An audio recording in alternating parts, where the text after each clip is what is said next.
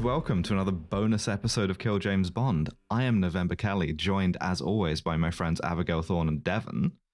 Hello, please the entire Supreme Court.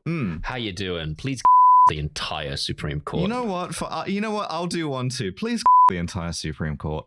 I don't know what those guys are on, yeah. How are we dealing with the horrors of being trans in the United Kingdom, a country where that is now even worse than it previously was, which was already pretty bad? The horrors. I mean, the Not thing is, good. I'm tremendously grateful in a lot of ways to transphobes for taking away my legal rights, because in so doing, they've made this episode's movie pick significantly better contextualized. Yes, Yeah, they did. listeners, for your benefit, we're recording this on Sunday, the 20th of April, less than a week after the British Supreme Court has removed transgender people from much of the Equality Act, thus removing our kind of legal protection against sex discrimination. Yes. And in the same ruling, they have legally defined all trans people as our assigned gender at birth. They have also accidentally defined bisexual people out of existence. Yes. They finally answered that question. What is a woman? What is a woman? We've all wanted to know it. We found out it's exactly and only sex assigned at birth, and that's it. We've come down hard on an answer there. Yeah. It's whether or not you're able to get pregnant. That's, intersex people and non-binary people don't exist as well. That's the court's ruling. Me just like disappearing. What?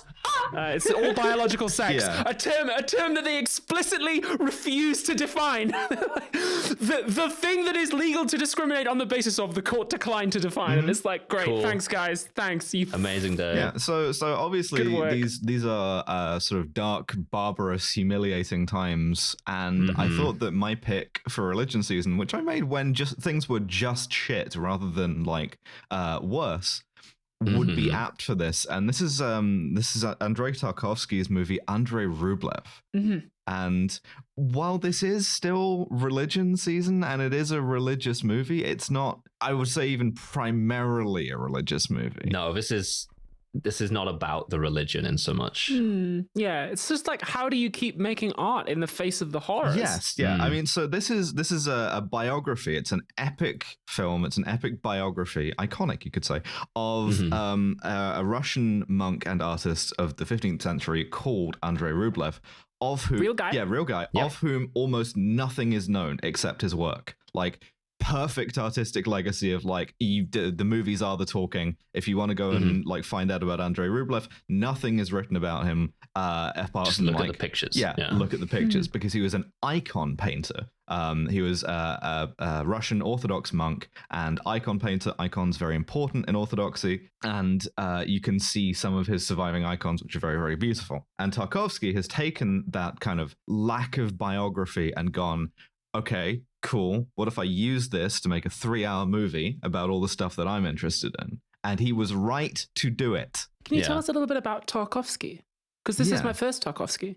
This is mine too, yeah. Really? Okay. Well, so Andrei Tarkovsky was a Soviet director and film theorist. And he sort of grew up under Stalinism and, worked mostly in the 70s and 80s, and never really had all that easier relationship with the Soviet film establishment, in that he was very, very celebrated, internationally, but was interested in things that were kind of provocative to them.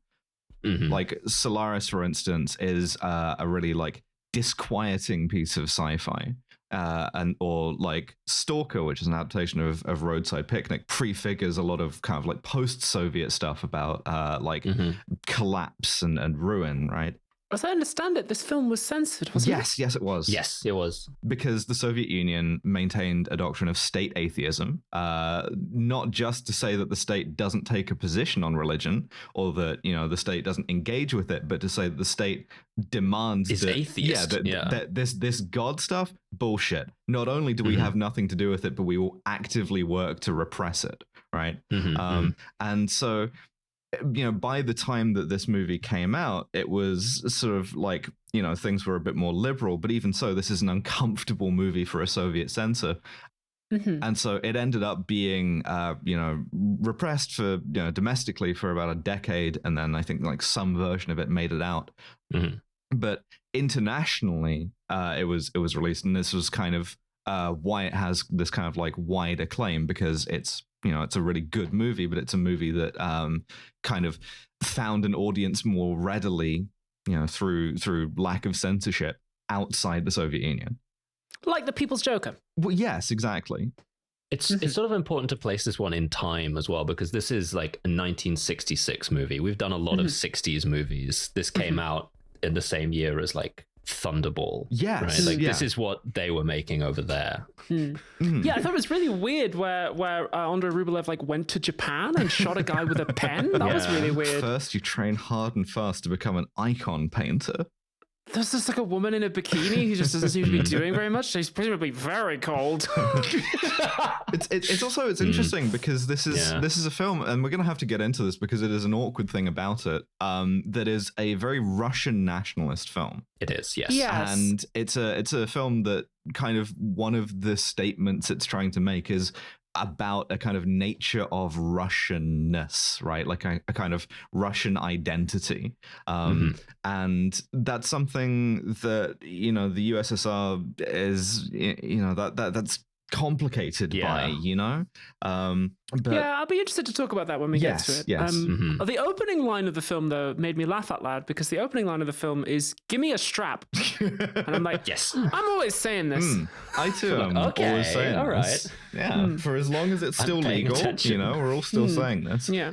So, like a pretentious video essay, listeners, this film has chapters, and we start with a prologue, which has very little to do with the action of the rest of it, but sort of sets the scene.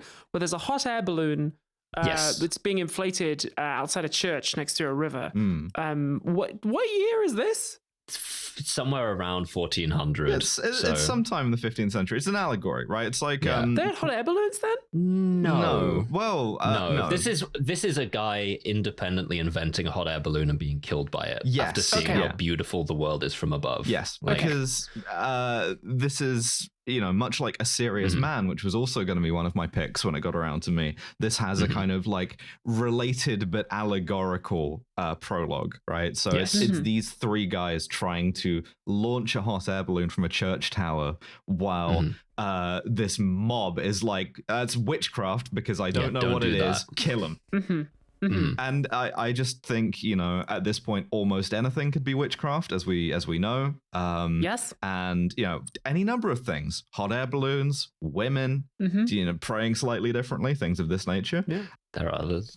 Yeah, there are others. And so the one guy, Yefim, manages to like hold on to the straps of this hot air balloon as it takes off, and he sees the world from above for what we imagine is like one of the first times of a person doing this. And we get some really cool like aerial camera work as he like flies over this like boundless sort of like grass steppe, and it's like sort of like this God's eye view, which is something that we'll get back to because it's a real recurring theme.